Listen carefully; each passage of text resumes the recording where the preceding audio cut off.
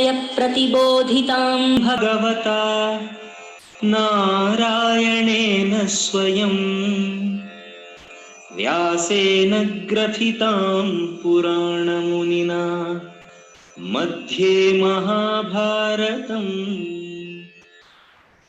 अद्वैतामृतवर्षिणीं भगवतीम् अष्टादशाध्यायिनी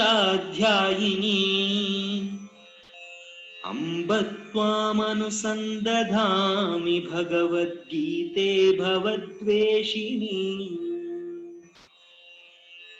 नमोऽस्तु ते व्यासविशालबुद्धे फुल्लारविन्दायतपत्रनेत्र येन त्वया भारततैलपूर्णः प्रज्वालितो ज्ञानमयः प्रदीपः प्रपन्नपारिजाताय स्तोत्रवेत्रैकपाणये ज्ञानमुद्राय कृष्णाय गीतामृतदुहे नमः। सर्वोपनिषदो गावो दोग्धा गोपालनन्दनः पार्थो वत्सः सुधीर्भोक्ता दुग्धं गीतामृतं वसुदेवसुतं देवं कंसचाणूरमर्दनं देवकी परमानन्दं कृष्णं वन्दे जगद्गुरुम् भीष्मद्रोणतटा जयद्रथजला गान्धारनीलोत्पला शल्यग्राहवती कृपेण वहनी कर्णेन वेलाकुला अश्वत्थामविकर्णघोरमकरा दुर्योधनावर्तिनी सोत्तीर्णा खलु पाण्डवैरणनदी कैवर्तकः केशवः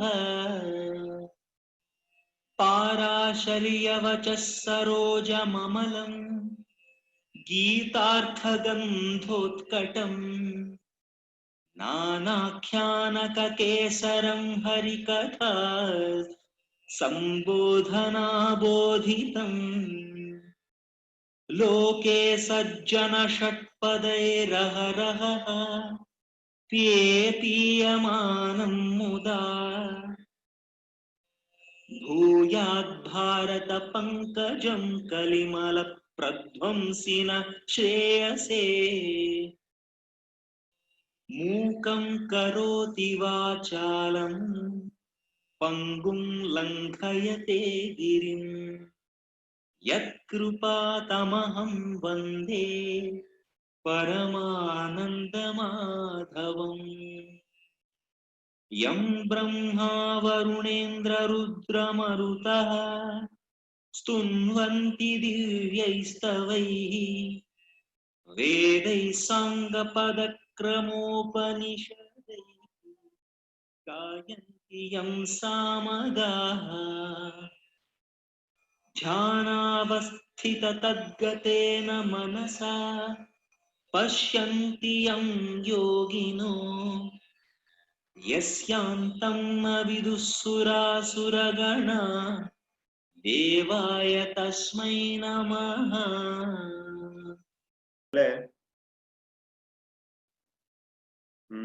നമ്മള് അർജുനൻ വിഷാദ രോഗത്തിന് അല്ല വിഷാദ യോഗത്തിന് മെല്ലെ പുറത്തേക്ക് കടക്കാൻ വേണ്ടിയിട്ട് കൃഷ്ണൻ ഉപദേശിക്കുന്ന സാംഖ്യയോഗ പറഞ്ഞു. ഈ ശരീരമല്ല മറിച്ച് ആത്മാവാണ്. അതിനെ നശിപ്പിക്കാൻ സാധ്യമല്ല. കത്തിച്ചു കളയാനോ അല്ലെങ്കിൽ വെട്ടിക്കളയാനോ അസ്ത്രം കൊണ്ടോ അതിനെ നശിപ്പിക്കാൻ സാധ്യമല്ല. രണ്ടാമത് അത് കഴിഞ്ഞിട്ട് അർജുനൻ കുറെ ലോജിക്കിലൊക്കെ കുടുങ്ങിക്കിടക്കുന്നുണ്ട്. ആ ലോജിക്കിൽ നിന്ന് പുറത്തേക്ക് കിടക്കാൻ വേണ്ടി കുറെ കൺസെപ്റ്റിലൊക്കെ കുടുങ്ങിക്കിടക്കുന്നുണ്ട്. പറഞ്ഞില്ലേ, ഇന്നലെ പൂച്ചയുടെ കാര്യം പറഞ്ഞില്ലായിരുന്നു. അപ്പോൾ അതിന് പുറത്തേക്ക് കിടക്കാൻ വേണ്ടിയിട്ട് കുറെ അറിവുകൾ കൊടുക്കുന്നുണ്ട്. വിസ്തത്തിലൂടെ ഇനി മെല്ലെ പുറത്തേക്ക് കൊണ്ടുവരും. ഇന്നലെ പറഞ്ഞ വേറൊരു കാര്യമുണ്ട്. ഈ മരണം എന്ന് പറഞ്ഞത് നമ്മള് നാച്ചുറൽ ആയിട്ട് സംഭവിക്കണം. പലപ്പോഴും ഈ വിഷാദ രോഗത്തിൽ പെട്ട ആൾക്കാർക്ക് ഒരു സഫോക്കേഷൻ ഉണ്ടാവുന്ന സമയത്ത്, സമ്മർദ്ദങ്ങൾ ഉണ്ടാവുന്ന സമയത്ത് അവര് എന്തെങ്കിലും ചിലപ്പം അവസാനിപ്പിച്ചു കളയും. അപ്പൊ മരണം നാച്ചുറൽ അല്ലെങ്കിൽ മരിക്കുന്നതും പല വിധത്തിലാണെന്നാ പറയുന്നത്. ചില ആൾക്കാർ മരിക്കുന്നത് വായ തുറന്നിട്ട്, പ്രാണൻ പോകുന്ന പല വഴികളിലൂടെ പോകുന്ന പറയുന്നത്. എന്റെ പ്രാണൻ പോയി എന്ന് പറയില്ലേ, അത് പല വഴികളിലൂടെ പോകും. ഒന്ന് വായയിലൂടെ പോകും, ചില ആൾക്കാർ വായ തുറന്നിട്ടാണ് മരിക്കുക. ചില ആൾക്കാർ കണ്ണ് തുറന്നിട്ട് മരിക്കും, കണ്ണിലൂടെ പോകും. എപ്പോഴും നല്ല അറിവുള്ള ആൾക്കാര്, ജ്ഞാനമുള്ള ആൾക്കാർക്ക്, നല്ല കർമ്മങ്ങൾ ചെയ്യുന്ന ആൾക്കാർ, ധർമ്മത്തിലൂന്നിയ ആൾക്കാർ എന്ത് ചെയ്യും, എപ്പോഴും മരിക്കുന്നത് പ്രാണം പോകുന്ന നേരം മുകളിലേക്കായിരിക്കും. പക്ഷെ മോശം കർമ്മം ചെയ്ത ആൾക്കാര്, ചില ആൾക്കാരൊക്കെ നിങ്ങൾ ചിലപ്പം കേട്ടിട്ടുണ്ടാവും, മരിക്കുന്ന സമയത്തൊക്കെ എന്നാ മലമൂത്ര വിസർജനം ചെയ്യും. അത് മരണം മോശം മരണം എന്നാണ് പറയുന്നത്, നീച്ച മരണം എന്ന് പറയും. അപ്പൊ എപ്പോഴും നല്ല കർമ്മങ്ങൾ ചെയ്യുന്ന ആൾക്കാർക്ക് എപ്പോഴും പ്രാണൻ മുകളിലൂടെ മാത്രമേ പോവുള്ളൂ. അപ്പൊ ആത്മഹത്യ ചെയ്യുന്ന ആൾക്കാർ മിക്കവാറും എന്ത് ചെയ്യും, മലമൂത്ര വിസർജനം ചെയ്യും. അപ്പൊ പ്രാണൻ നേരെ താഴത്തെ കൂടെയാണ് പോകുക. അപ്പൊ ഒരാള് മരിക്കുന്ന സമയത്ത് ഏറ്റവും ഈ മരിക്കുന്ന സമയത്ത് അവരുടെ അവസാനത്തെ ചിന്തകൾ വളരെ പ്രാധാന്യമാണെന്ന് പറയുന്നത്. അവസാനിക്കണം, നമുക്ക് എപ്പോഴാണ് പോകുന്നത് അറിയത്തില്ല. മരിക്കുന്ന അവസാന സമയത്ത് എന്താണോ ചിന്ത അത് വളരെ പ്രധാനപ്പെട്ടാണ്. ഇൻ കേസ് എല്ലാ മോശം കർമ്മങ്ങളും ചെയ്തിട്ട് അവസാനം നാരായണ നാരായണ എന്ന് വിളിച്ചു കഴിഞ്ഞാൽ എന്ത് ചെയ്യും, മോശം കിട്ടുന്നവരുണ്ട്. അത്രയും പ്രാധാന്യമുണ്ട്. എന്നുവെച്ചാൽ മോശം കർമ്മം ചെയ്യണമെന്നല്ല, അത്രമാത്രം പ്രാധാന്യമുണ്ട്. അപ്പൊ അവസാനം നമ്മൾ ഏത് ഊർജത്തിലൂടെയാണോ പുറത്തേക്ക് വന്നത്, ദാറ്റ്സ് വെരി ഇമ്പോർട്ടൻറ്റ്. ഈ ആത്മഹത്യയൊക്കെ ചെയ്യുന്ന ആൾക്കാരിൽ അല്ലെങ്കിൽ ആ ടെൻഡൻസി ആൾക്കാർക്ക് പ്രാണം വളരെ ലോ ആയിരിക്കും. അപ്പൊ അടുത്ത ജന്മത്തിൽ കിട്ടുന്ന സമയത്ത് മരിച്ചു കഴിഞ്ഞാല് ഈ ആത്മാവ് വളരെ റെസ്റ്റ്ലെസ് ആയിരിക്കും എന്നാ പറയുന്നത്. എല്ലാ ആൾക്കാരെയും എന്ത് ചെയ്യും, വളരെ സുഖമായിരിക്കും എന്നാ പറയുന്നത്. ജസ്റ്റ് ലൈക്ക് നമ്മൾ സാധാരണ ഒരു ടൈറ്റ് ആയിട്ടുള്ള ഷൂ രാവിലെ മുതൽ വൈകുന്നേരം വരെ ഇടാം. നല്ല ടൈറ്റ്, സാധാരണയുള്ള ഷൂ ആയിരിക്കരുത്, കുറച്ചും കൂടെ നല്ല ടൈറ്റുള്ള ഷൂ എടുത്തിട്ട് കുത്തി നിറക്കുക കാര്യം. എന്നിട്ട് വൈകുന്നേരം എന്ത് ചെയ്യും, വൈകുന്നേരം വീട്ടിൽ വന്നിട്ട് ആ ഷൂന്ന് പുറത്തേക്ക് കാലെടുക്കുന്ന സമയത്ത് ഒരു സുഖമില്ലേ, അനുഭവിച്ചിട്ടുണ്ടോ? അതേപോലെയാണ് മരണം എന്ന് പറയുന്നത്. അത്രേ ഉള്ളൂ, ഭയങ്കര ഫീലിംഗ് ആയിരിക്കും എന്ന് പറയുന്നത്. അത്രയും സുഖമാണ്, വലിയൊരു ആശ്വാസമായി. അപ്പം നത്തിങ് ടു വറി അബൌട്ട്. പക്ഷെ ഈ ചെയ്യുന്ന ആൾക്കാർക്ക്, ഈ ആത്മഹത്യ ചെയ്യുന്ന ആൾക്കാർ എന്താ, നല്ല തണുപ്പുള്ള സമയത്ത് നമ്മള് എന്ത് ചെയ്യും, കുറച്ചുകൂടി കോട്ടും കാര്യങ്ങളൊക്കെ ഇടും. പക്ഷെ ഈ ആത്മഹത്യ പ്രവണതയിലെ ആൾക്കാർ സാധാരണ ചെയ്യുന്ന, അവര് ഗുരുജി ഏതുപോലെ പറയുന്ന അറിയാമോ, നല്ല തണുപ്പുള്ള സമയത്ത് നമ്മൾ കോട്ട് ഊരി കഴിഞ്ഞാൽ എന്താവും, കൂടുതൽ തണുക്കൽ ചെയ്യാം. അപ്പോ ഈ ജന്മത്തിന്റെ കണ്ടിന്യൂഷൻ ആണ് അടുത്ത ജന്മം എന്ന് പറയുന്നത്.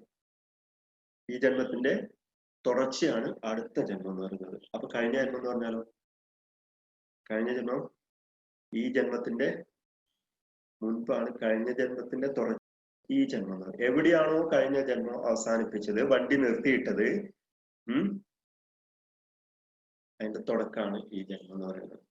So important.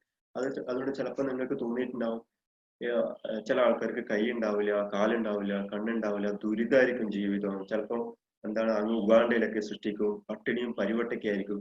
അപ്പൊ നിങ്ങൾ വിചാരിക്കും ഇതൊക്കെ ദൈവത്തിന്റെ പണിയാണെന്നാണ്. ഓരോ ആൾക്കാർ അവിടെ കൊണ്ടിടും, കുറെ ആൾക്കാർ ഇവിടെ കൊണ്ടുകൊടും, കുറെ ആൾക്ക് ഭക്ഷണം കൊടുക്കത്തില്ല, കുറെ ആൾക്കാർ കണ്ണൂട്ടി.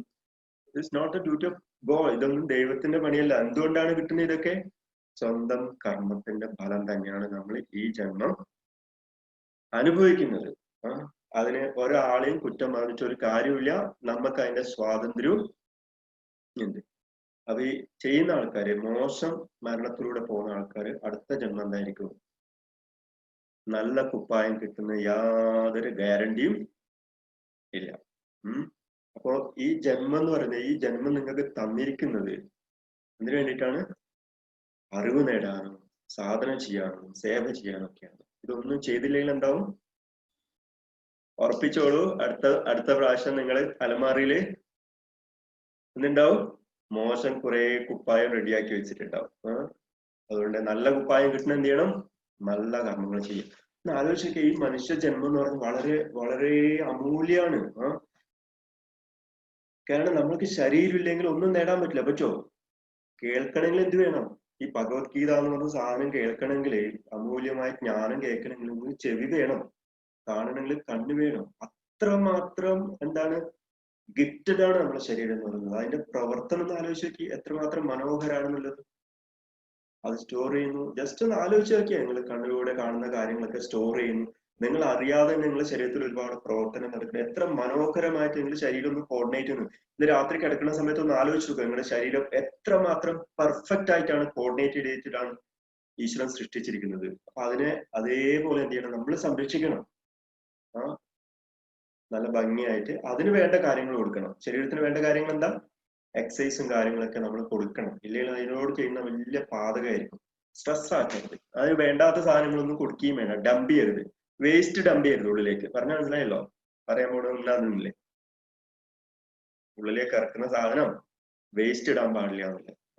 നാവിന് വേണ്ടി വരും 6 സെന്റിമീറ്റർ നീളമുള്ള നാവിന് വേണ്ടി വരും ഈ സാധനങ്ങളൊക്കെ. പക്ഷെ ഉള്ളില് ഇതൊന്നും ആവശ്യമില്ല.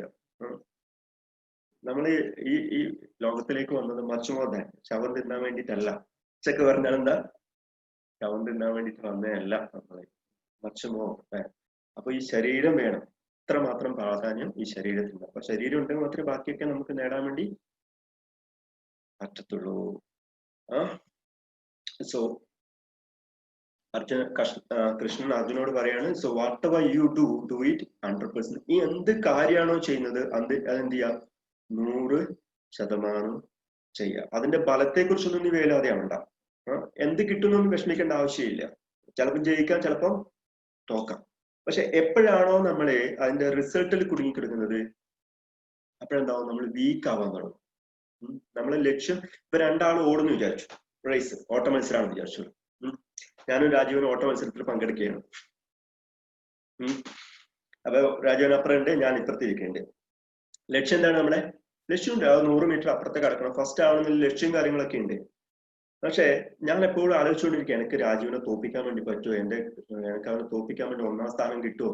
ഞാൻ റിസൾട്ടിനെ കുറിച്ച് വല്ലാത്ത വേവിലധികം ഞാൻ തോറ്റു കഴിഞ്ഞാൽ, ഒന്നാമതേ സ്പോർട്സുകാരനൊക്കെയാണ്.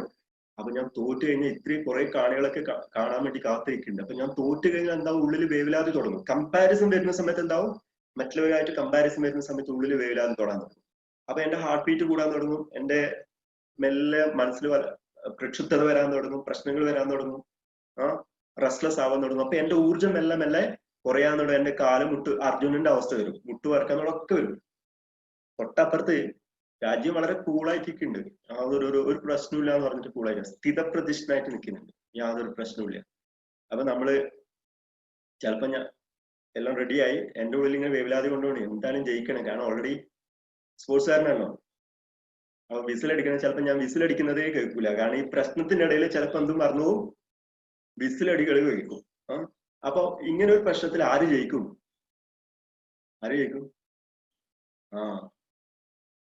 രാജീവൻ ജയിക്കും. കാരണം എന്തുകൊണ്ടാണ്? ഞാൻ ഓൾറെഡി പ്രശ്നത്തിലാണ്. അപ്പൊ നമ്മൾ ഇതേപോലെയാണ് അവസ്ഥ എന്ന് പറയുന്നത്. നമ്മൾ ചെയ്യുന്ന കാര്യം എന്ത് ചെയ്യാം? 100% ചെയ്യാം. നമ്മൾ എപ്പോഴാണോ റിസൾട്ടിനെ കുറിച്ച് ബോധവാന്മാരാവുന്നത്, അപ്പോഴും നമ്മൾ എന്താവും? വീക്ക് ആവുന്ന പറയുന്നത്. When you think about, you do it 100%, don't bother about the result. റിസൾട്ടിനെ കുറിച്ച് ബേജാറേ ആവണ്ട. റിസൾട്ടിനെ കുറിച്ച് നിങ്ങൾ ബേജാറായി കഴിഞ്ഞാൽ എന്താവും? The moment you think about the result, you start weakening. നിങ്ങൾ എന്താവും? വീക്ക് ആവാൻ വേണ്ടി തുടങ്ങും. ലക്ഷ്യം വേണം, പക്ഷെ അതിനെക്കുറിച്ച് ബേജാറ് ആവേണ്ട ആവശ്യമില്ല. ഞാൻ എൻ്റെ ഒരു എക്സ്പീരിയൻസ് പറയാം എങ്ങനെയാണെന്നുള്ളത്. നിങ്ങൾ വിചാരിക്കേണ്ട തള്ള് ഭഗവത്ഗീത വന്നിട്ട് തള്ളാൻ തുടങ്ങി വിചാരിക്കരുത് കേട്ടോ. ഇതൊക്കെ കാരണം നമ്മൾ അനുഭവമായിട്ട് ബന്ധപ്പെട്ട് പറയുന്ന സമയത്ത് നമുക്ക് കുറെ കാര്യങ്ങൾ മനസ്സിലാവുമല്ലോ. It's very interesting. ഞാൻ പൈനൂർ കോളേജിൽ ജോയിൻ ചെയ്തിട്ട് ഒരു 2 വർഷം കഴിഞ്ഞ സമയത്ത്, ഐ തിങ്ക് 2015 പൈനൂർ കോളേജ് പഠിച്ചവർക്ക് അറിയാം, അവിടെ ഒരു കോപ്പറേറ്റീവ് സ്റ്റോർ ഉണ്ട് എന്നൊക്കെ അറിയാം. ഈ കോപ്പറേറ്റീവ് സ്റ്റോറ് ഞാൻ പോകുന്ന സമയത്തൊക്കെ, പഠിക്കുന്ന സമയത്തെ പൈനൂർ കോളേജ് തന്നെയാണ് പഠിച്ചത്. ആ പഠിക്കുന്ന സമയത്തൊക്കെ അവിടെ ഗംഭീരമായിട്ട് ഒരുപാട് കച്ചവടവും കാര്യങ്ങളൊക്കെ ഉണ്ട്. എല്ലാ എന്താണ്, എല്ലാ സാധനവും കിട്ടും, ഒരു ക്യാൻറ്റീൻ പോലെ. പക്ഷെ ഞാൻ ജോയിൻ ചെയ്യുന്ന സമയത്ത് അത് കൂട്ടിയിട്ടാണുള്ളത്, അവിടെ ആരുമില്ല. പിന്നെ നമ്മൾ അത്ര ശ്രദ്ധിച്ചില്ല, ക്ലാസ് എടുക്കാൻ വരും പോവുകയൊക്കെ ചെയ്യും. അപ്പോൾ 2015 ഒരു ദിവസം, ഒരു ജനുവരി മാസത്തിലുണ്ട്, എന്നെ പഠിപ്പിച്ച കുറച്ച് സീനിയർ ടീച്ചേഴ്സ്, ഇപ്പൊ കോവർക്കേഴ്സ് ആണ്, വന്നിട്ട് പറഞ്ഞു, പ്രവീണെ എനിക്കൊരു സമ്മാനം തരാൻ വേണ്ടി പോകാൻ. ഞാൻ ചോദിച്ചു എന്താ സാറേ? പറഞ്ഞു, നമ്മുടെ കോപ്പറേറ്റീവ് സ്റ്റോറിലെ പൈനൂർ കോളേജിന്റെ ആ കോപ്പറേറ്റീവ് സ്റ്റോറിന്റെ സെക്രട്ടറി ആണ്. ഞാൻ സാറേ എനിക്ക് ഒരു പരിചയമില്ല, മുൻപരിചയമൊന്നുമില്ല, ആകെ പഠിപ്പിക്കുക കുറച്ച് കാര്യങ്ങൾ, ആർട്ട് ഓഫ് ലിവിങ്ങിന്റെ ടീച്ചർ, അതിന്റെ തിരക്കാണ്. ഈ ആർട്ട് ഓഫ് ലിവിങ്ങിലേക്ക് കുറച്ച് കൂടുതൽ ഇൻവോൾവ് ചെയ്യാൻ വേണ്ടിയിട്ട് മാത്രമാണ് ഞാൻ ഹയർ സെക്കൻഡറി വിട്ടിട്ട് എവിടത്തേക്ക് വന്നത്, കോളേജിലേക്ക് വന്നത്. അപ്പൊ അതിന്റെ മുകളിൽ ഡ്യൂട്ടി കൂടെ തന്നെ എനിക്ക് ചെയ്യാൻ പറ്റില്ല സാറേ. എനിക്കൊരു യാതൊരു പൂർവ്വകാല ചരിത്രം ഒന്നുമില്ല, ബിസിനസ് ഒന്നും നടത്തിയിട്ടില്ല. അതൊന്നും കുഴപ്പമില്ല, അത് ഏതായാലും കൂട്ടിയിട്ടാണ്, ഒരു പേരിന് ഒരാൾ വേണമെന്ന് മാത്രമേ ഉള്ളൂ, ഇങ്ങനെ നടത്തിയിട്ടില്ലെങ്കിലും കുഴപ്പമൊന്നുമില്ല. പിന്നെ എന്നെ പഠിപ്പിച്ച മാഷും കൂടിയാണ് ഇപ്പൊ പറയുന്നത്. അപ്പൊ ഞാൻ പറഞ്ഞു ശരി, ഓക്കെ. അപ്പോ എനിക്ക് ലക്ഷ്യം എന്ന് പറഞ്ഞാൽ എന്താ, ഓൾറെഡി പൂട്ടിയതാണ്, വേണമെങ്കിൽ തുറക്കണ്ട. റിസൾട്ടിനെ കുറിച്ച് ഞാൻ ബേജാറേ അല്ല. അങ്ങനെ ഞാൻ അന്വേഷിച്ചു, ഏകദേശം നമ്മളെ സെലക്ട് ചെയ്തു, യുനാനിമസ് ആയിട്ട് സെലക്ട് ചെയ്തു. കാരണം ആരും എടുക്കാൻ തയ്യാറില്ല. ഞാൻ അന്വേഷിച്ചു, കൊമേഴ്സ് ഡിപ്പാർട്ട്മെന്റിൽ ആരും എടുക്കാൻ തയ്യാറില്ല. കുറെ എന്നെക്കാളും കുറെ സീനിയേഴ്സ് ഉണ്ട്, ആരും എടുക്കാൻ തയ്യാറില്ല. അപ്പം എനിക്ക് മനസ്സിലായി എന്തോ ഒരു കുഴപ്പം അതിലുണ്ടെന്ന് മനസ്സിലായി. ഞാൻ പോയി അന്വേഷിച്ച സമയത്ത് പറഞ്ഞു, എപ്പോഴും മനസ്സിലായി ഈ അവിടെയുള്ള ജോലിക്കാർക്ക് 2014 മുതൽ ശമ്പളം കൊടുത്തിട്ടില്ല, അതുകൊണ്ടാണ് കൂട്ടിയത്. പിന്നെ അത് കൂടാതെ ഒരു 37 ലക്ഷത്തിന്റെ ബാധ്യത എവിടെയുണ്ട്, 37 lakhs. പിന്നെ FD ഇട്ട ആൾക്കാർക്കൊന്നും പൈസ തിരിച്ചു കൊടുക്കാനില്ല. പിന്നെ വേറൊന്ന്, ഒരു ബാങ്കിൽ ഒരു 20 ലക്ഷം ക്യാഷ് ക്രെഡിറ്റ് അത് ഓവർ ഡ്യൂ ആയിട്ട് കിടക്കുന്നുണ്ട്. ഇത്രയും കാര്യങ്ങൾ ആര് മാനേജ് ചെയ്യണം? ഞാൻ മാനേജ് ചെയ്യണം. എനിക്ക് ബിസിനസിന്റെയോ അതിന്റെ ഈ കൊമേഴ്സിന്റെയോ യാതൊരു കാര്യവും എനിക്ക് അറിയത്തില്ല. ഇപ്പൊ സാധാരണ കേസിൽ എന്താവും, കുടുങ്ങിയെന്ന് വിചാരിക്കും അല്ലെ. അങ്ങനെ ഞാൻ അവരുമായിട്ട് സംസാരിച്ചു. ക്ലർക്കിനെയും അവിടെ ഒരു സ്ഥിരമായിട്ട് ഒരു മാസം ആ ക്ലർക്കിന് ഇവർക്ക് ശമ്പളം കൊടുക്കാൻ വേണ്ടി ഏകദേശം 50,000 രൂപയാണ്. ഒരു ബിസിനസ് അവിടെ നടക്കുന്നില്ല, 50,000 രൂപ ഒരു മാസം ഉണ്ടാക്കണം. എന്താവും ആലോചിക്കേ. ഞാൻ അതിന്റെ റിസൾട്ടിനെ കുറിച്ച് ആലോചിച്ച് കഴിഞ്ഞാല് അവസ്ഥ എന്താവും, ഞാൻ വിട്ടുപോകും, മതിയാക്കി അടുത്ത ദിവസം രാജിവെച്ചിട്ട് പോകും. ഒന്നും ആലോചിച്ചില്ല, എനിക്കൊന്നും അറിയത്തില്ല, ഫുള്ളി ബ്ലാങ്ക് ആണ്. അതുകൊണ്ട് ഇനി തോറ്റു കഴിഞ്ഞാലും അത് പൊട്ടിക്കഴിഞ്ഞാൽ ആരും ഒരു കുറ്റം പറയാനില്ല. അതുകൊണ്ട് ഞാൻ ഇറങ്ങി പെയിന്റൊക്കെ അടിച്ചു. എന്റെ സ്വന്തം പോക്കറ്റിന് പൈസ ഇട്ടു, 25,000 രൂപ. അവിടെ കുറച്ച് സാധനങ്ങളുണ്ട്, 19,000 രൂപയുടെ സാധനങ്ങളൊക്കെ ഉണ്ട്, അത്ര മാത്രമേ ഉള്ളൂ. പിന്നെ ക്ലർക്കിനെയും അവരൊക്കെ വിളിച്ച് സംസാരിച്ചതിന് ശേഷം പറഞ്ഞു, നിങ്ങൾക്ക് ശമ്പളം തരാൻ ബുദ്ധിമുട്ടാണ്, ഒരു കാര്യം ചെയ്യും, നിങ്ങൾക്ക് ഏകദേശം പെൻഷൻ കിട്ടേണ്ട ഒരു 2-3 വർഷം ഉണ്ടാവുള്ളൂ, നിങ്ങൾക്ക് പെൻഷനൊക്കെ ആക്കി തരാം. അവർ സമ്മതിക്കില്ല. പിന്നെ രാഷ്ട്രീയമായിട്ട് ഇടപെടലും കാര്യങ്ങളും ഒക്കെ പ്രശ്നം, കുറെ കാര്യങ്ങളിലേക്ക് വന്നു. അവസാനം ഞാൻ കോടതിയും കയറേണ്ടി വന്നു, കോടതിയിൽ പോയി സമാധാനം പറയേണ്ടി വന്നു. ഇതൊക്കെ സംഭവിച്ചു. അല്ല ആവശ്യമുണ്ടായിരുന്നു എനിക്ക് ഇല്ല. എന്നിട്ട് അവസാനം 2 പേരെയും പെൻഷൻ ആക്കി കൊടുത്തു. എന്നിട്ട് പുതിയ 2 ആൾക്കാരെ അപ്പോയിന്റ് ചെയ്തു. എന്റെ പൈസ കൊടുത്തിട്ട് 10 രൂപ കൊടുത്തിട്ട് കുറെ സാധനങ്ങൾ ഇവിടെ വാങ്ങിച്ചു വെച്ചു. സാധനങ്ങൾ വാങ്ങിച്ചിട്ട് ബുക്ക് കുറെ ക്രെഡിറ്റ് ഒക്കെ ആയിട്ട് നമുക്ക് സാധനങ്ങൾ കിട്ടി. അപ്പോൾ സ്റ്റോർ നന്നായിട്ട് പോകാൻ തുടങ്ങി, കുട്ടികളൊക്കെ നല്ല അഭിപ്രായം പറയാൻ തുടങ്ങി. അപ്പൊ അവസാനം ഞാൻ രാവിലെ 9 മണിയാകുമ്പോൾ കോളേജിലെത്തും, തുറക്കും, ബുക്ക് വാങ്ങി കൊടുക്കുന്നതൊക്കെ ഞാനായിരിക്കും. കാരണം രാവിലെ ഭയങ്കര തിരക്കുണ്ടാവും. ചിലപ്പോൾ അവർ വിളിക്കുന്ന എന്നെ മാഷൊന്നും ആയിരിക്കില്ല, ഏട്ടാന്നായിരിക്കും. ചിലപ്പോൾ എന്നെ രൂപം കണ്ട് ചിലപ്പോൾ അങ്കിൾ നേരെ വിളിച്ചിട്ടുണ്ട്. ഇതൊന്നും മാനിക്കാൻ നിന്നിട്ടില്ല. ഇതൊക്കെ അതിന്റെ ഭാഗമായിട്ട് പോയി. ഇതൊക്കെ നിന്ന് കഴിഞ്ഞാൽ എന്താവും, ഞാൻ അടുത്ത പ്രാവശ്യം ഞാൻ മാഷാണ്, ഇതൊന്നും എനിക്ക് ഈ ഏട്ടാ വിളിയോ അങ്കിൾ വിളിയോ ഒന്നും എനിക്ക് കേൾക്കാൻ പറ്റില്ല, അതുകൊണ്ട് ഞാൻ വിട്ടിട്ട് പോകാനൊന്നും പറഞ്ഞിട്ടില്ല, എല്ലാം കേട്ടു. ഇപ്പോ 2015 നമ്മൾ ജോയിൻ ചെയ്യുന്നത്. 2016 ജൂണിലാണ് നമ്മൾ സ്റ്റാർട്ട് ചെയ്യുന്നത്. ഇപ്പൊ എന്ത് ചെയ്തു വെച്ച് കഴിഞ്ഞാല് കഴിഞ്ഞ ഒരു 2019 ജൂൺ വരെ, ഇതായതുകൊണ്ട് കൊറോണ ആയതുകൊണ്ട് കുട്ടികളൊന്നും ഇല്ല, എപ്പോഴെങ്കിലും ബുക്കൊക്കെ വന്ന് വാങ്ങിച്ചുള്ളൂ. ഏകദേശം ഒരു 55 ലക്ഷത്തിന്റെ എന്ത് ചെയ്യും ബുക്കുകളും കാര്യങ്ങളൊക്കെ നമ്മൾ വിറ്റു. ഒരു 3-4 ലക്ഷത്തിന്റെ ഫോട്ടോസ്റ്റാറ്റ് നമ്മൾ വിറ്റു. ഫോട്ടോസ്റ്റാറ്റിൽ നിന്ന് ഏകദേശം 1 കോടിയുടെ ബിസിനസ് എന്ത് ചെയ്തു ഈ 3 വർഷത്തിനുള്ളിൽ ചെയ്തു. എന്റെ കയ്യിൽ നിന്ന് കുറെ പൈസയൊക്കെ പോയിട്ടുണ്ട്. ഞാനോ ചിലപ്പോൾ നമുക്ക് മണ്ടത്തരങ്ങളൊക്കെ പറ്റില്ല. ഈ എല്ലാ വെള്ളിയാഴ്ചക്ക് പോകുന്ന സമയത്ത് എല്ലാ സ്വിച്ച് ഒക്കെ ഓഫ് ചെയ്തിട്ടാ പോവുക. അപ്പൊ ഒരു പ്രാവശ്യം സ്വിച്ച് ഓഫ് ചെയ്യുന്ന സമയത്ത് ഫ്രീസറിന്റെ സ്വിച്ചും കൂടെ അങ്ങ് ഓഫ് ചെയ്തിട്ട് അങ്ങ് പോയി. അപ്പോ ഇതിൽ മുഴുവൻ എന്താ ഉള്ളത്, മുഴുവൻ ഐസ്ക്രീമും കാര്യങ്ങളൊക്കെ ഉള്ളത്. തിങ്കളാഴ്ച വന്ന് തുറന്ന സമയത്ത് ഐസ് ഇല്ല, മാത്രം ഐസ് വെള്ളം മാത്രമേ ഉള്ളൂ. അപ്പൊ ഇത് മുഴുവൻ എന്താ സൊസൈറ്റി ആയതുകൊണ്ട് ഇതൊക്കെ ബില്ലാണ്. അപ്പൊ ഒക്കെ എന്റെ അടുത്തേക്ക് വരും. ഈ കുറച്ച് കാര്യങ്ങളൊക്കെ സാവിത്രിച്ചൊക്കെ അറിയാം. എന്റെ കണക്കും കാര്യങ്ങളൊക്കെ ശരിയാക്കാൻ വേണ്ടി ഒരിക്കലും സാവിത്രിച്ചിനൊക്കെ വിളിച്ചിട്ടുണ്ടായിരുന്നു. സോ നോക്കൂ, ഞാൻ വലിയ സംഭവം ചെയ്തു എന്നല്ല പറയുന്നത്. പക്ഷേ അന്ന് ഞാൻ റിസൾട്ടിനെ കുറിച്ച് ബേജാറാണെങ്കിൽ, ഇതിനെ കുറിച്ച് റിസൾട്ടിനെ കുറിച്ച് എനിക്ക് ചെയ്യാം 37 ലക്ഷം കടം, 20 ലക്ഷം വേറെ ഒരു 10, 50, 60 ലക്ഷത്തിന്റെ കട എന്റെ തലയിൽ എടുത്തു വെച്ച് കഴിഞ്ഞാൽ, അത് കൂടാതെ ആട്ടോമിലിന്റെ വേറെ ഉണ്ട് കേട്ടോ, ജ്ഞാനക്ഷേത്രത്തിന് വേണ്ടി അവിടെയും നടക്കുന്നുണ്ട്, അതും മാനേജ് ചെയ്യണം. ഇതൊക്കെ പറ്റും റിസൾട്ടിനെ കുറിച്ച് ബേജാറായി കഴിഞ്ഞാൽ ഇല്ല. ഇറങ്ങി എനിക്ക് ചെയ്യാൻ പറ്റുന്ന ഒരു ബോധ്യമുണ്ട്. അപ്പൊ ഇപ്പൊ എല്ലാ ആൾക്കാരും, എല്ലാ ടീച്ചേഴ്സും ഒക്കെ എല്ലാ ആൾക്കാരും നന്നായി സപ്പോർട്ട് ചെയ്തു, കുട്ടികളൊക്കെ നന്നായിട്ട് സപ്പോർട്ട് ചെയ്തു, ഗംഭീരമായിട്ട് കൊണ്ടുപോകാൻ വേണ്ടി പറ്റി. അപ്പൊ വെൻ യു ഡു 100%, നിങ്ങൾ 100% ചെയ്യുന്ന സമയത്ത് റിസൾട്ടിൽ നിങ്ങൾ ഫോക്കസ്ഡ് അല്ലെങ്കിൽ, ലക്ഷ്യം ഉണ്ടാവണം, പക്ഷെ റിസൾട്ട് നിങ്ങളെ കുറിച്ച് ബേജാറല്ലെങ്കിൽ എന്ത് ചെയ്യും? U will B success. അപ്പോൾ നമ്മുടെ ഉള്ളിൽ എന്ത് ചെയ്യും? ഒരു ഫോക്കസ് ഉണ്ടാവുന്ന സമയത്ത് നമ്മുടെ ഉള്ളിൽ ഒരു സാറ്റിസ്ഫാക്ഷൻ ഉണ്ടാവും, സംതൃപ്തി ഉണ്ടാവും. അപ്പൊ സംതൃപ്തിയോടുകൂടി എല്ലാ കാര്യങ്ങളും ചെയ്യാൻ ശ്രദ്ധിച്ചോളെ. എപ്പോഴാണ് നമ്മള് ലക്ഷ്യത്തെ കുറിച്ച് ബേജാറില്ലാത്ത സമയത്ത്, no focus on the result, റിസൾട്ടിനെ കുറിച്ച് നമ്മൾ ബേജാറേ ഇല്ല. ഞാൻ എന്റെ ലക്ഷ്യം മുഴുവൻ എന്താ? ഡു 100%. എന്തായാലും തോൽവിയായാലും വിജയായാലും കുഴപ്പമില്ല, ഐ വിൽ ഡു 100%. ഞാൻ 100% ചെയ്യുന്ന സമയത്ത് എന്താവും? എന്റെ ഉള്ളിൽ നല്ലാത്ത സംതൃപ്തി വരാൻ തുടങ്ങും. ഈ സംതൃപ്തി എന്ത് ചെയ്യും? ബാക്കിയുള്ള ആൾക്കാർക്കും സംതൃപ്തി വരാൻ തുടങ്ങും. ഞാൻ സംതൃപ്തിയോട് ഒരു കാര്യങ്ങൾ ചെയ്യുന്ന സമയത്ത് കുട്ടികളിലേക്ക് ആ മാഷൊന്ന് സപ്പോർട്ട് ചെയ്യണം, ടീച്ചേഴ്സിന് പറയും നന്നായി ചെയ്യണം, സപ്പോർട്ട് ചെയ്യണം. അപ്പൊ ഏത് കാര്യം നമ്മൾ 100% ചെയ്യുന്ന സമയത്ത് എന്താവും? റിസൾട്ടിനെ കുറിച്ച് ബേജാറല്ലെങ്കിൽ ഉള്ളിൽ വല്ലാത്തൊരു സംതൃപ്തി വരും. സോ ആ അവസ്ഥക്ക് പറയുന്ന പേരാണെന്ത്? സ്ഥിതപ്രതിഷ്ഠ. സ്ഥിതപ്രതിഷ്ഠ എന്ന് പറയുന്നത്. അങ്ങനെ ഒരു അവസ്ഥയിൽ നമ്മൾ അനുഗ്രഹങ്ങൾ വന്നു ചേരുന്ന പറയുന്നത്. അനുഗ്രഹങ്ങൾ ചെയ്തുകൊണ്ടേയിരിക്കും. ഓക്കെ, ഈ ഒരു സംഗതി വേണ്ടതായിരിക്കാണ് അറിയുമോ?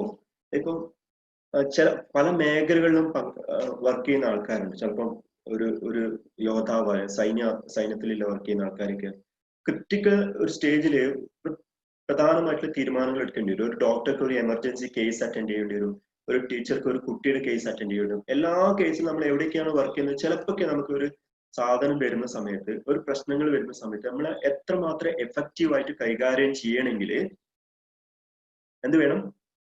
ഒരു കാര്യത്തെ ഒരു മാനേജ്മെന്റ് പൊസിഷനിൽ നിൽക്കുന്ന സമയത്തോ, ഒരു ഓഫീസിലെ ഓഫീസറായിരിക്കുന്ന സമയത്തോ, ഒരു ടീച്ചറോ, ഏത് മേഖല ആണെങ്കിലും ഒരു കാര്യത്തെ നമുക്ക് ശ്രദ്ധിച്ചു കേട്ടോണം എഫക്റ്റീവായിട്ട് കൺട്രോൾ ചെയ്യണമെങ്കിൽ നിങ്ങൾ എന്താവണം? ആത്മനിഷ്ഠനായിരിക്കണം. അർജുനെ പോലെ ആവരുത്. തൊട്ടപ്പുറത്ത് ഇതെല്ലാം ഒരു അവസ്ഥ തന്നെയാണ് നമുക്ക് വരുന്ന സമയത്ത്. ഓരോ ആൾക്കാർക്കും കണ്ടു കഴിഞ്ഞ ഉടനെ വേവലാതി കഴിഞ്ഞാൽ പറഞ്ഞ പ്രശ്നങ്ങൾ ഒരു കാര്യം നമുക്ക് എന്ത് ചെയ്യാൻ പറ്റില്ല, സോൾവ് ചെയ്യാൻ വേണ്ടി പറ്റത്തില്ല. സ്ഥിതപ്രതിഷ്ഠനാവുന്ന സമയത്ത് യു ലൈക്ക് എൻ ഓഷ്യൻ, ഒരു സമുദ്രം പോലെ ആവണം. ഒരു ചെറിയ കുഞ്ഞ് ഒരു കുളത്തില് നിങ്ങൾ ഒരു കല്ലിട്ട് കഴിഞ്ഞാൽ എന്താവും? ഒളങ്ങുണ്ടാവും, വലിയ വലിയ ഒളങ്ങുണ്ടാവും. പക്ഷെ ഒരു സമുദ്രത്തിൽ കല്ലിട്ട് കഴിഞ്ഞാലോ സമുദ്രം അറിയ പോലും ഇല്ല ഇത് വന്നിട്ടുണ്ടെന്നുള്ളത്. അപ്പൊ നിങ്ങൾ ആത്മനിഷ്ഠനാവുന്ന സമയത്ത്, സ്ഥിതപ്രതിഷ്ഠനാവുന്ന സമയത്ത് എന്താവും?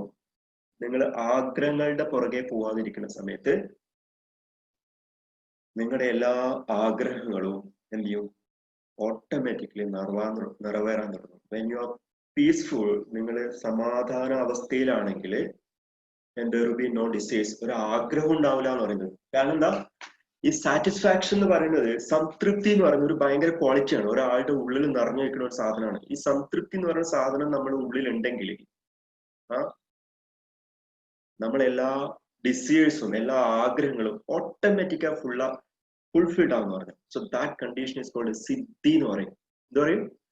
സിദ്ധി എന്ന് പറയുന്നത്. നിങ്ങള് ശാന്തനാണ്, ആത്മപ്രതിഷ്ഠനാണ്, റിലാക്സ്ഡ് ആണ്, കാം ആൻഡ് ക്വയറ്റ് ആണ്. അങ്ങനെയാണെങ്കിൽ നിങ്ങളുടെ ആഗ്രഹങ്ങൾ ഓട്ടോമാറ്റിക്കായി നിറവേറും. അത് കൂടാതെ നിങ്ങൾക്ക് മറ്റുള്ളവരുടെ ആഗ്രഹങ്ങൾ നടത്തി കൊടുക്കാൻ പറ്റും. You have the powers to bless others. മറ്റുള്ളവരെ ബ്ലസ് ചെയ്യാൻ പറ്റും, അനുഗ്രഹിക്കാനും പറ്റും. ഇതേപോലെ ജസ്റ്റ് ലൈക്ക് എ സമുദ്രം. ഇപ്പൊ നോക്ക്, എല്ലാ പുഴകളും ഒഴുകുന്ന എവിടത്തേക്കാണ്? സമുദ്രത്തിലേക്കാണ്. പക്ഷെ സമുദ്രം എപ്പോഴും ഓവർഫ്ലോ ചെയ്യാറുണ്ടോ? പറയാറുണ്ടോ? ഇന്ന് ഭാരതപ്പുഴയിൽ നിന്ന് വരുന്ന വെള്ളം 2 ദിവസത്തേക്ക് തടഞ്ഞു നിർത്തിയപ്പോ ഇപ്പൊ ഇവിടെ ഓവർഫ്ലോ ആണ്, ഇനി ഒറ്റ ലേശം ഒരു തുള്ളി വെള്ളം പോലും എടുക്കാൻ വേണ്ടി പറ്റില്ല എന്ന് പറയാറില്ല. അക്സെപ്റ്റ് ഓൾ, എല്ലാ സാധനങ്ങളും അത് അക്സെപ്റ്റ് ചെയ്യാണ്. ജസ്റ്റ് ലൈക്ക് ഒന്ന് ഗുരുജിയുടെ അവസ്ഥ എന്ന് ആലോചിക്ക്. എൻലൈറ്റൻ മാസ്റ്റേഴ്സിന്റെ എല്ലാ ആൾക്കാരും എന്ത് ചെയ്യുന്നത്? ഗുരുവിലേക്ക് ഒഴുകിയാണ്. എന്തുകൊണ്ടാണ് ഒഴുകുന്നത്? ഒരു എൻലൈറ്റൻ മാസ്റ്റേഴ്സിന്റെ സാന്നിധ്യത്തില് ആ ഒരു ഇതുണ്ടാവും. ഒരു എക്സാമ്പിൾ പറയാം. ആത്മപ്രദക്ഷിണം. ഞങ്ങള് ഇന്ന് മൊബൈൽ നോക്കുന്ന സമയത്ത് ഒരു വർഷം മുന്നേറ്റം ശ്രീലങ്കയും ഇന്ത്യയും തമ്മിലുള്ള ഒരു ക്രിക്കറ്റ് മത്സരം. കുറച്ചൊക്കെ സ്പോർട്സിലൂടെ ഞാൻ ക്രിക്കറ്റ് ഒക്കെ കാണാറുണ്ട്. എത്ര പേര് ക്രിക്കറ്റ് ഒക്കെ കാണാറുണ്ട്? കുറച്ച് പേര്.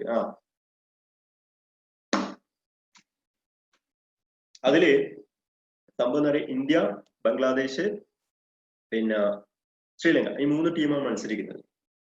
അപ്പൊ അതില് ബംഗ്ലാദേശ് ശ്രീലങ്കയെ തോപ്പിച്ചു. അവസാനം ഒരു നാഗനൃത്തൊക്കെ ചെയ്തു. അവിടുത്തെ ആൾക്കാർക്ക് ഭയങ്കര വിഷമൊക്കെ. നിങ്ങൾ കണ്ടിട്ടുണ്ടോ അത് സംഗതി? ശ്രീലങ്കക്കാർക്ക് ഭയങ്കര വിഷമമായി. കാരണം ശ്രീലങ്ക എന്ന് പറഞ്ഞാൽ ബംഗ്ലാദേശിനേക്കാളും ടോപ്പ് ആയിട്ടുള്ള ഒരു ടീമാണ്. പക്ഷെ അതിനെ തോപ്പിച്ചു കളഞ്ഞു. അതിന്റെ കുറച്ച് അഹങ്കാരമൊക്കെ ബംഗ്ലാദേശുകാർക്ക് ഉണ്ടായിരുന്നു. ആ കാണികൾക്കൊക്കെ ഭയങ്കര വിഷമമായി അവരെ തോപ്പിച്ചതിന്. എന്നിട്ട് അവസാനം ഫൈനൽ കളിക്കേണ്ടത് ആരാണ്? ഇന്ത്യയും ബംഗ്ലാദേശുമാണ്. അപ്പൊ മത്സരം തുടങ്ങിയാണ്. സ്റ്റേഡിയത്തിൽ കാണികൾ മൊത്തം നിറഞ്ഞിട്ടുണ്ട്. കാരണം ആ കാണികൾക്ക് അറിയണുണ്ട്, അവർക്ക് ബംഗ്ലാദേശിനെ തോപ്പിക്കണം എന്ന് ആഗ്രഹമുണ്ട്. എല്ലാം ശ്രീലങ്കയിലാണ് കളി നടക്കുന്നത്. കാണുന്ന കളിക്കാർ മുഴുവൻ ശ്രീലങ്കക്കാരാണ്. അവർക്ക് എന്താഗ്രഹമുണ്ട്? ബംഗ്ലാദേശുകാരെ തോപ്പിക്കണം എന്ന് ആഗ്രഹമുണ്ട്. പക്ഷെ ഏകദേശം 160 റൺസിന്റെ അടുത്താറ്റം ബംഗ്ലാദേശ് ആദ്യം ബാറ്റ് ചെയ്തിട്ടെടുത്തു. ഇന്ത്യ ബാറ്റിംഗ് ഒക്കെ തുടങ്ങി. അത്യാവശ്യം മോശമില്ലാതെ തുടങ്ങി. അവസാനം കുറെ വിക്കറ്റുകളൊക്കെ പെട്ടെന്ന് പോയി. ഞാൻ ആ കളി കണ്ടിട്ടുണ്ടായിരുന്നു. വിക്കറ്റ് പോയി. അവസാനം 2 ഓവറിൽ 34 റൺസ് വേണം. 2 ഓവറിൽ 34 റൺസ് വേണം. സാധാരണ ടഫാണ്. അപ്പോ 12 ബോൾ എത്ര വേണം? 34 റൺസ് വേണം. യാതൊരു പ്രതീക്ഷയില്ല. അവിടെ ഒരു വേറൊരു ബാറ്റ്സ്മാൻ, ഒന്ന് ദിനേശ് കാർത്തിക്കാണ്. അപ്പൊ അവസാനത്തെ ഒരു വിക്കറ്റ് പോയി. ഇപ്പൊ ക്രീസിൽ പുതുതായിട്ട് വന്ന ദിനേശ് കാർത്തിക് കാര്യം പറയാം. ദിനേശ് കാർത്തിക് നമ്മൾ ആർട്ട് ഓഫ് ഗെയിം കോഴ്സ് ചെയ്താണ്. നല്ലൊരു ഭക്തനും കൂടിയാണ് ആർട്ട് ഓഫ് ഗെയിമിന്റെ ഗുരുജിയുടെ. വേറൊരു ഹരിശങ്കർ, അങ്ങനെ എന്തോ ഒരു പേര് വന്നിട്ടാണ്. ഹരിശങ്കറാണ്. ഒരു ബോൾ മുട്ടാനും പറ്റുന്നില്ല. ആകെയില്ല. നമ്മളെ ടെൻഷൻ കൂട്ടിക്കൊണ്ടിരും. അപ്പൊ ദിനേശ് കാർത്തിക് വന്ന ഉടനെ ഫസ്റ്റ് ബോളില് എന്തെയ്തു? 6 അടിച്ചു. ആദ്യത്തെ ബോളിന് 12 ബോളിൽ 34 റൺസ് ഉണ്ട്. തോറ്റു എന്ന് വിചാരിച്ച സംഗതിയാണ്. ആ ഫസ്റ്റ് ബോൾ എന്തെങ്കിലും 6 അടിച്ചു. അപ്പൊ കാണികൾ ഇളകി മറിയാൻ തുടങ്ങി.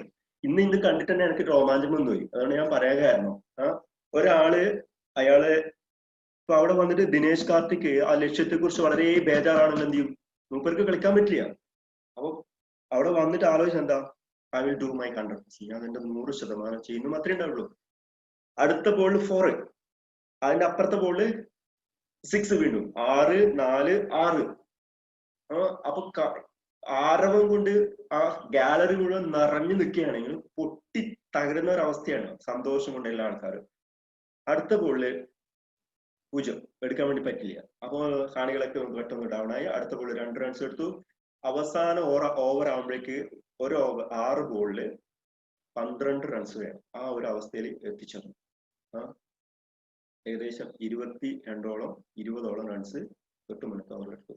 എന്തും ഏതാവാം. അവസാനത്തെ ഓവർ എറിയുന്ന റുബൽ എന്ന് പറഞ്ഞൊരു വ്യക്തിയാണ്. റുബൽ ആദ്യത്തെ ഒരു ഓവറിൽ ചെറിയ കുറച്ച് റൺസ് മാത്രമേ വിട്ടുകൊടുത്തിട്ടുള്ളൂ. അപ്പൊ അതിന്റെ ക്യാപ്റ്റനും ഒക്കെ എല്ലാ ആൾക്കാർക്കും ഭയങ്കര വിശ്വാസമുണ്ട്. കാരണം റുബൽ ബംഗ്ലാദേശിനെ ജയിപ്പിക്കുന്നുള്ളത്. ആദ്യത്തെ ബോൾ എന്ത് ചെയ്യും? ആദ്യത്തെ ബോൾ 4 പോയി. എന്റെ ബോളൊക്കെ കഴിഞ്ഞ അവസാനത്തെ ബോളില് ഒരു ബോളില് 5 റൺസ് വേണം. കളി കാണുന്നവർക്ക് അറിയാം. ഒരു ബോൾ 5 റൺസ്. യാതൊരു പ്രതീക്ഷയില്ല. നമ്മളിങ്ങനെ മുനയിൽ നിൽക്കുകയാണ്. അവസാനത്തെ ബോളില് ദിനേശ് കാർത്തിക് എന്ത് ചെയ്തു? 6 അടിച്ച് ജയിപ്പിച്ചു. 6 കാണികൾ ശ്രീലങ്കക്കാരാണ്. തുള്ളിച്ചാടി മറിയാണ്. അപ്പൊ അത്ര കോടി ജനങ്ങളെ ആഹ്ലാദത്തിന്റെ മുൻനിലയിൽ നിർത്തിക്കാൻ കാരണം എന്താണ്? ദിനേശ് കാർത്തിക് അവിടെ പ്രതിഷ്ഠനായിരുന്നു. ആങ്സൈറ്റി മൂലം, ടെൻഷൻ മൂലം എന്തായിട്ടില്ല? മണ്ടത്തരങ്ങൾ കളിച്ചിട്ടില്ല. ഞാൻ ഈ ഗ്രൗണ്ടിൽ വന്നിരിക്കുന്നത് ഐ വിൽ പുട്ട് മൈ 100%. റിസൾട്ടിനെ കുറിച്ച് ഞാൻ ബേജാറാവുന്നേയില്ല. ബോൾ ബൈ ബോൾ, ഓരോ ബോളും. അങ്ങനെ ആ സംതൃപ്തിയോടെ കളിച്ച ആൾക്കാർക്ക്, ഒരാള് സംതൃപ്തിയോടെ കളിക്കുന്ന സമയത്ത് ആ സംതൃപ്തി ബാക്കി എല്ലാ ആൾക്കാരിലേക്ക് എന്ത് ചെയ്യും? പകരാൻ വേണ്ടി തുടങ്ങും. അതേപോലെ അർജുന, when you do 100%, നീ 100% ചെയ്യുന്ന സമയത്ത് എന്താവും? ഫോക്കസ്ഡ് ആവും. നിന്റെ ഉള്ളിൽ സംതൃപ്തി ഉണ്ടാവും. സംതൃപ്തി ഉണ്ടാകുന്ന സമയത്ത് നീ ചെയ്യുന്ന കാര്യങ്ങളൊക്കെ എന്താവും? പെർഫെക്റ്റ് ആയിട്ട് മാറും. പൂർണ്ണം കർമ്മ ബുദ്ധിയോഗ ധനഞ്ജയ ബുദ്ധോ ശരണമന്വിച്ഛ കൃപണാ ഫലഹേതവഃ ദുരേണ ഹ്യവരം കർമ്മ ബുദ്ധിയോഗ ധനഞ്ജയ ബുദ്ധോ ശരണമന്വിച്ഛ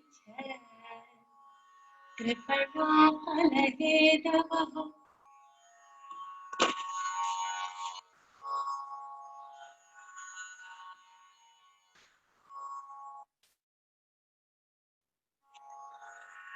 ക്രോധാത് ഭവതി സമ്മോഹഃ സമ്മോഹാത് സ്മൃതി വിഭ്രമഃ സ്ഥിതിഭ്രംശാത് ബുദ്ധിനാശോ ബുദ്ധിനാശാത് പ്രണശ്യതി.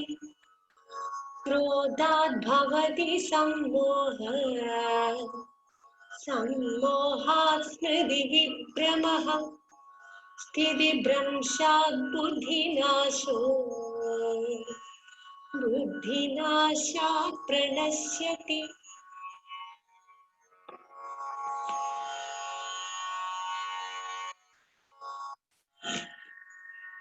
പ്രജഹാതി യദാ കാമാൻ സർവാൻ പാർത്ഥ മനോഗതാൻ ആത്മന്യേവാത്മനാ തുഷ്ടഃ സ്ഥിതപ്രജ്ഞസ്തദോച്യതേ.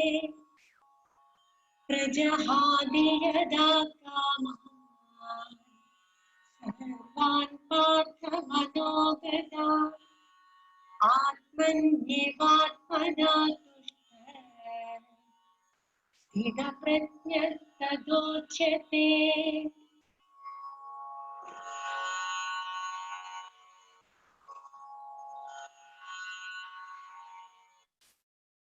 മനോഹരമായിട്ടാണ് ചൊല്ലുന്നതല്ലേ?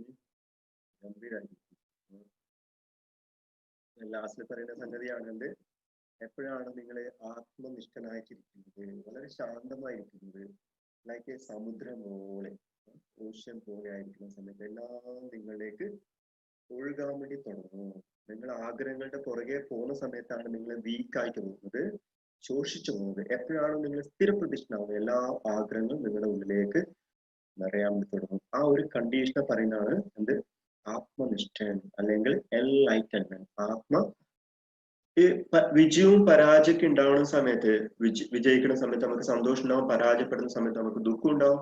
ഇപ്പൊ അർജുന് വേവലാതി ആവുന്ന പരാജയത്തെ കുറിച്ചുള്ള വേവലാതി ഉണ്ട്, മറ്റുള്ളവരെ കൊല്ലുന്ന വേവലാതിയൊക്കെ ഉണ്ട്. ഈ ഒരു അവസ്ഥയിൽ എങ്ങനെയാണ് ഇക്വാനിമസ് ആവുന്നത്, മനസ്സിന്റെ സമതുലിതാവസ്ഥ എങ്ങനെയാണ് നമുക്ക് നിലനിർത്താൻ വേണ്ടി പറ്റുക? അപ്പൊ കൃഷ്ണൻ പറയുന്ന ഒരു സംഗതിയാണ്, ശ്രദ്ധിച്ചോളെ, എല്ലാ ജയത്തിന്റെ പുറകിലും ഒരു നഷ്ടമുണ്ട്. You are losing something.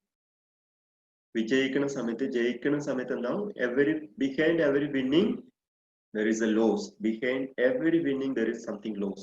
Something is losing, and whenever something is losing you are gaining something. വളരെ മനോഹരമായിട്ട് പറഞ്ഞു. റിസൾട്ടിനെ കുറിച്ച് ബേജാറുണ്ട, വിജയോ പരാജയോ എന്തെങ്കിലും ആയിക്കോട്ടെ. എന്നിട്ട് പറയാണ്, ചിലപ്പോ നീ യുദ്ധത്തിൽ ജയിക്കും, ജയിച്ചു കഴിഞ്ഞാൽ നിനക്ക് എന്ത് ചെയ്യും? രാജ്യം കിട്ടും. അല്ല, നീ മരിച്ചു കഴിഞ്ഞാൽ എന്താവും? മറ്റേ രക്തസാക്ഷിത്വം. അതുകൊണ്ട് നീ ബേജാറാവേ വേണ്ട വിജയത്തിനെ കുറിച്ചോ പരാജയം. അത് കൂടാതെ ഓരോ വിജയത്തിന്റെ പുറകിലും എന്തുണ്ട്? there is a loss. വളരെ മനോഹരമാണിത്. ഓരോ വിജയത്തിന്റെ പുറകിൽ എന്തുണ്ട്? behind every winning there is a loss, and every loss there is a winning. പറയൂ എങ്ങനെയാണെന്ന്. ഫോർ എക്സാമ്പിൾ, നിങ്ങൾക്ക് ആരോഗ്യം വേണം. ആരോഗ്യം വേണമെങ്കിൽ എന്ത് നഷ്ടപ്പെടണം? നിങ്ങൾ കുറച്ച് തടി നഷ്ടപ്പെടണം. നല്ല പൊണ്ണത്തടി ഉണ്ട് ചോദിച്ചോളൂ, കുറച്ച് തടി നഷ്ടപ്പെടണം. അല്ലെങ്കിൽ കുറച്ച് ഉറക്കം നഷ്ടപ്പെടും. രാവിലെ എഴുന്നേറ്റ് യോഗ ചെയ്യണമെങ്കിൽ എന്ത് ചെയ്യാം? കുറച്ച് ഉറക്കം നഷ്ടപ്പെടേണ്ടി വരും. അല്ലെങ്കിൽ കുറച്ച് അസുഖങ്ങളൊക്കെ ഉണ്ട്, നിങ്ങളെ ആരോഗ്യം വീണ്ടെടുക്കണമെങ്കിൽ നിങ്ങൾ എന്ത് ചെയ്യും? അത്യാവശ്യം കാശൊക്കെ പോകും, ഡോക്ടർമാർക്കൊക്കെ കൊടുക്കേണ്ടി വരും. പല്ലുവേദന ഉണ്ടെങ്കിൽ സ്വപ്ന ഡോക്ടറെ അടുത്ത് പോയാൽ മതി. ആ പല്ലുവേദന മാറണമെങ്കിൽ എന്ത് ചെയ്യണം? കുറച്ച് കാശൊക്കെ നഷ്ടപ്പെടും. അപ്പൊ എന്താണോ ചെയ്യുന്നത്, ഇപ്പൊ ഒരു യുദ്ധം വിജയിക്കുന്ന സമയത്ത് കുറച്ചൊക്കെ നഷ്ടം ഉണ്ടാവും. നിങ്ങളുടെ ഭാഗത്തും നഷ്ടം ഉണ്ടാവും, എതിരാളിയുടെ ഭാഗത്തും ഒക്കെ നഷ്ടം ഉണ്ടാവും. അപ്പോ എവരി വിന്നിങ്, നീ എന്ത് ജയിച്ചാലും ലോകത്തില് നമ്മള് ഫിസിക്കലായിട്ട് ഭൗതികമായിട്ടോ എന്തെങ്കിലുമൊക്കെ നേടുന്ന സമയത്ത് നഷ്ടം, ഇവിടെ ഒരു നഷ്ടമുണ്ട്. ആൻഡ് എവരി ലോസ്, ഓരോ നഷ്ടത്തിന്റെ പുറകിൽ ഓരോ നേട്ടം ഉണ്ടെന്നാ പറയുന്നത്. നഷ്ടത്തിന്റെ പുറകിൽ എങ്ങനെയാ നേട്ടം ഉണ്ടാവുക? രണ്ട് ഓപ്പോസിറ്റ് ആണ്. പൈസ കയ്യിൽ നിന്ന് പോണ സമയത്ത്, നമ്മൾ ഡോക്ടറെ പോയി കാണുന്ന സമയത്ത്, പൈസ കൊടുക്കുന്ന സമയത്ത് പൈസ നഷ്ടമാണ്. പക്ഷെ എന്താ കിട്ടുന്ന? എന്താ? ആരോഗ്യം കിട്ടും നമുക്ക്.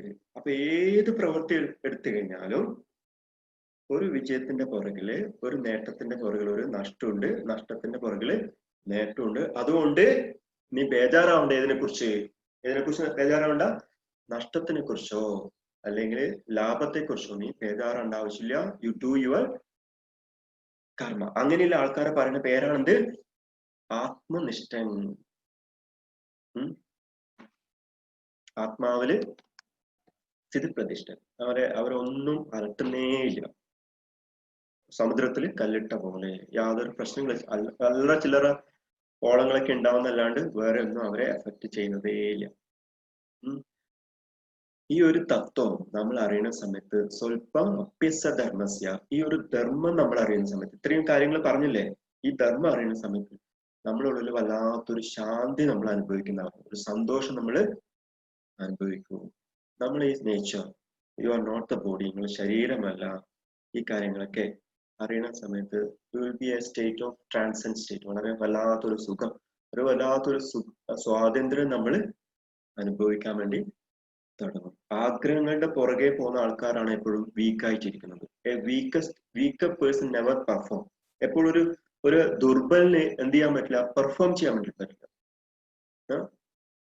Whether you win or lose, you are the boss. നീ തോറ്റാലും ജയിച്ചാലും നീ ബോസ് ആയിരിക്കും എപ്പോഴും. When you do 100%. ക്ലിയർ? പശ്ചാത്തലിക്കേണ്ട ആവശ്യമില്ല. എപ്പോഴാണ് പശ്ചാത്താപം ഉണ്ടാവുക? When you are not doing the 100%, 100% ചെയ്യാതിരിക്കുന്ന സമയത്ത്.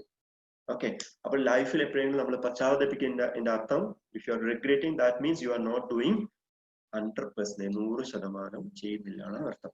അപ്പൊ ഗുരുജി ഒരു രസകരമായ ഒരു സംഭവം പറയുന്നുണ്ട്. ഒരാള് ലോട്ടറി അടിക്കാൻ വേണ്ടി പ്രാർത്ഥിച്ചു.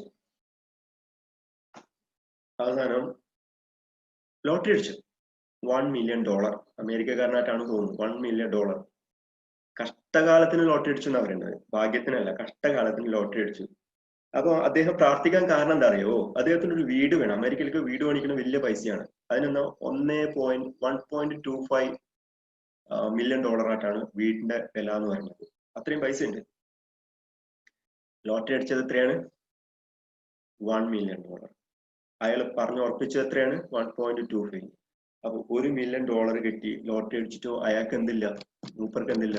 അദ്ദേഹത്തിന് സന്തോഷമില്ല. കാരണം വീണ്ടും ദുഃഖത്തിലാണ്. കാരണം എടാ, ആ ഒരു 0.25 million കൂടി അടിച്ചിട്ടുണ്ടെങ്കിൽ ആ വീട് വാങ്ങിക്കായിരുന്നില്ല. ദുഃഖത്തിലായിരുന്നു നമ്മളെ അവസ്ഥ.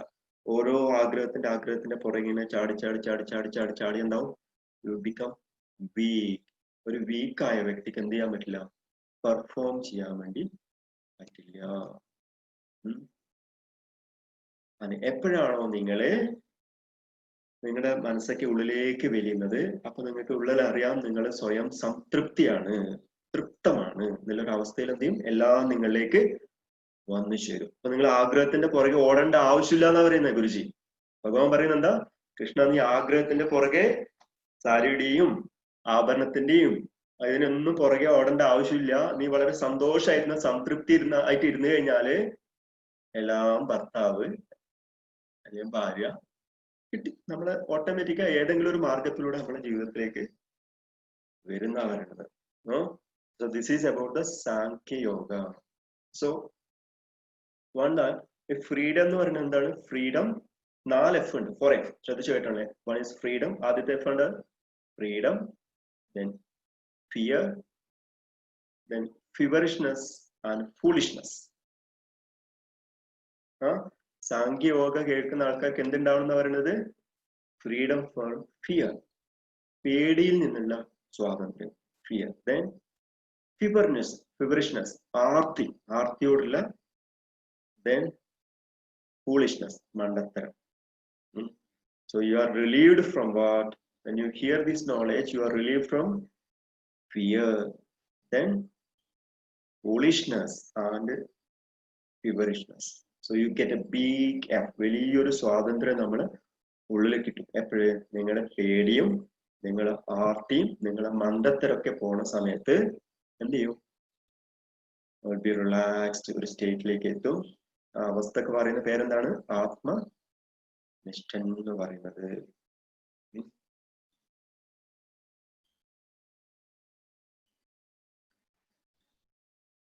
നോക്കൂ, മാസ്റ്റേഴ്സ് അവർ ചെയ്യുന്ന കാര്യങ്ങൾ നോക്കണം. ഒന്ന് ആലോചിച്ചു. നിങ്ങള് 2019 2016 നമ്മളെ ഡൽഹിയിൽ വെച്ചിട്ട് വലിയൊരു വേൾഡ് കൾച്ചറൽ ഫെസ്റ്റിവൽ നടത്തി. എത്ര ലക്ഷം ആൾക്കാരോ? 35 ലക്ഷം ആൾക്കാരോ? എത്ര ഏക്കറാണെന്ന് അറിയാവോ?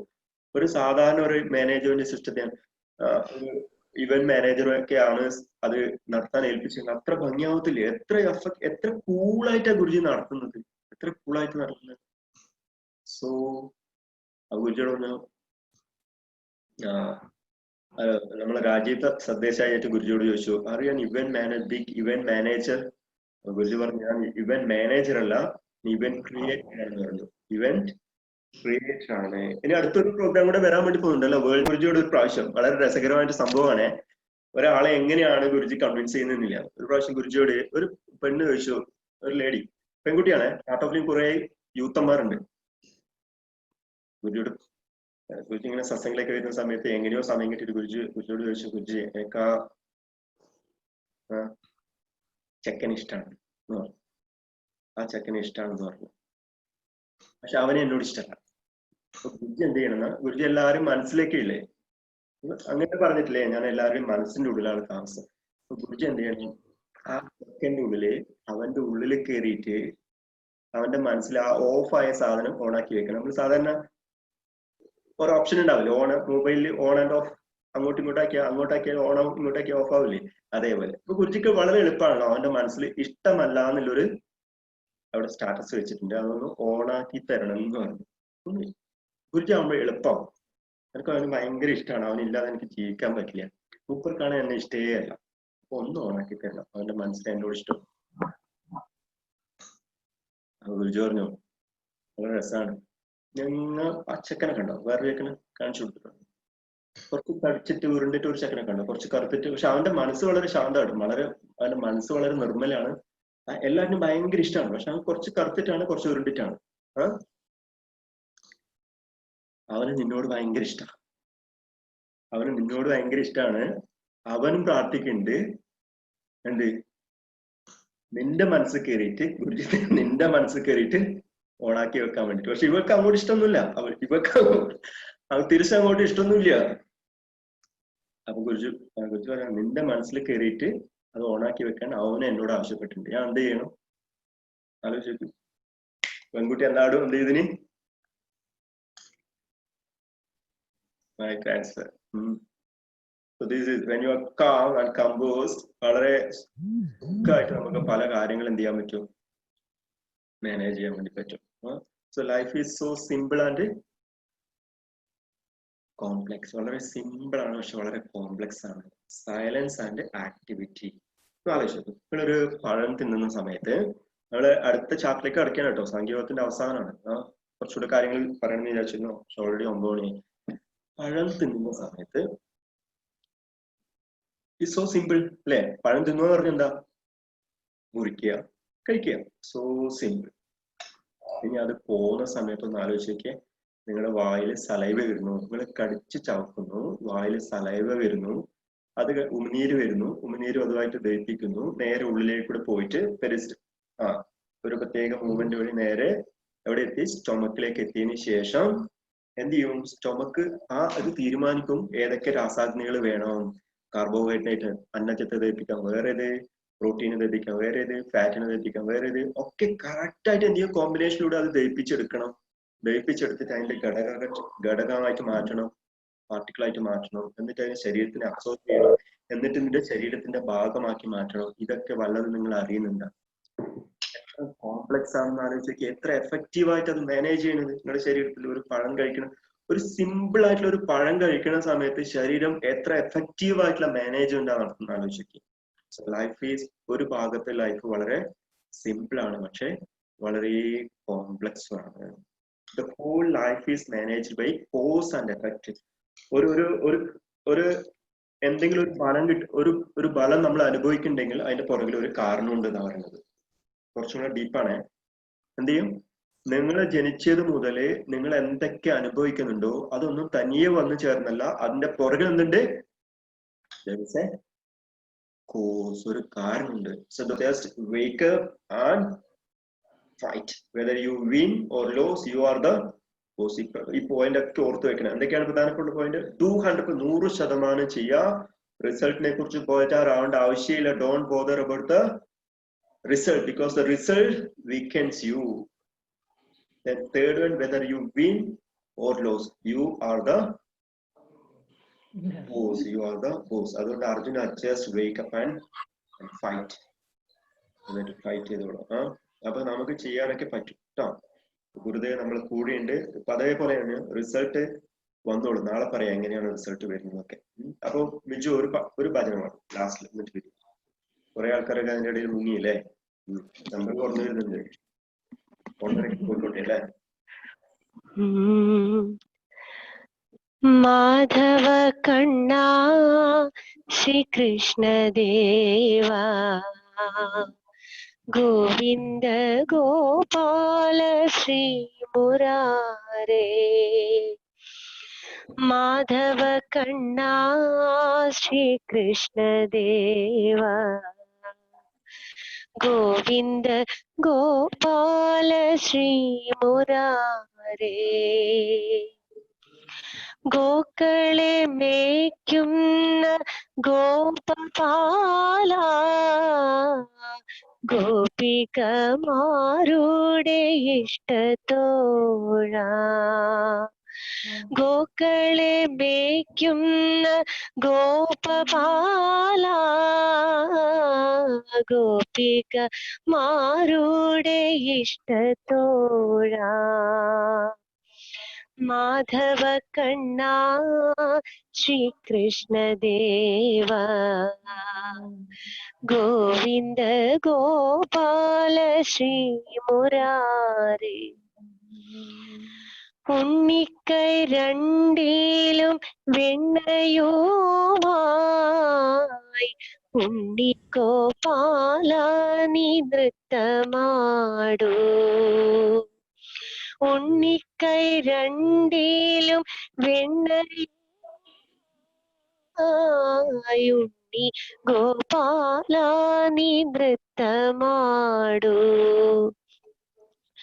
മാധവ കണ്ണാ ശ്രീകൃഷ്ണ ദേവാ, ഗോവിന്ദ ഗോപാല ശ്രീ മുരാരേ. പൂന്താന ഗാനങ്ങൾ കേട്ടു കേട്ടു പൂന്തിങ്കൾ പോലെ വിലസിടൂലേ. പൂന്താന ഗാനങ്ങൾ കേട്ടു കേട്ടു പൂന്തിങ്കൾ പോലെ വിലസിടൂലേ. മാധവ കണ്ണാ ശ്രീകൃഷ്ണ ദേവാ, ഗോവിന്ദ ഗോപാല ശ്രീ മുരാരേ. മാധവ കണ്ണാ ശ്രീകൃഷ്ണ ദേവാ, ഗോവിന്ദ ഗോപാല ശ്രീ മുരാരേ. രാധാരമണ ഹരി ബോൽ, രാധാരമണ ഹരി ബോൽ, जय जय राधा रमण हरि बोल. जय जय जय राधा राधा हरि बोल जय जय राधा रमन हरि बोल जय जय राधा हरि बोल राधा रमन हरि हरि बोल बोल जय जय जय जय राधा रमन रमन हरि बोल जय जय राधा रमन हरि ജയ ഗുരുദേ നാളെ കാണാം സങ്കല്പം വെക്കണം ഇന്ന് രാത്രി ഉറങ്ങുന്ന സമയത്ത് സങ്കല്പം വെക്കണം എന്ത് അടുത്ത കോഴ്സിന് നമ്മളെ ഭാഗത്ത് 2 പേരെങ്കിലും